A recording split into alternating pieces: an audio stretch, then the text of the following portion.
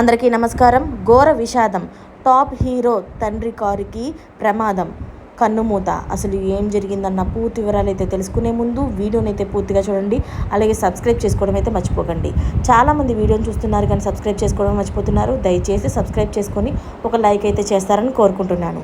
సినీ ఇండస్ట్రీలోని విషాదం నెలకొంది. రాజస్థాన్లోని ఉదయ్పూర్లో జరిగిన రోడ్డు ప్రమాదంలో ప్రముఖ నిర్మాత ఆర్బి చౌదరి దుర్మరణం చెందారు.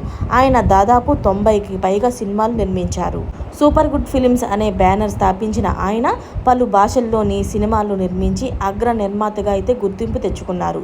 తెలుగులోని రాజా, సూర్యవంశం, సుస్వాగతం, నువ్వు వస్తావని, సంక్రాంతి, వసంతం, నవవసంతం లాంటి సూపర్ హిట్ చిత్రాలను అయితే నిర్మించారు. అంతేకాకుండా తెలుగులోని నిన్నే ప్రేమిస్తా, గోరింటాకు, అన్నవరం, గాడ్ ఫాదర్ లాంటి బ్లాక్ బస్టర్ చిత్రాలను కూడా నిర్మించారు. తమిళ హీరో విజయ్తో పలు సూపర్ హిట్ సినిమాలను కూడా నిర్మించారు. విజయ్తో ఆయనకి ప్రత్యేక అనుబంధం ఉంది. తెలుగులో చివరిసారిగా చిరంజీవితో గాడ్ ఫాదర్ సినిమాని నిర్మించారు.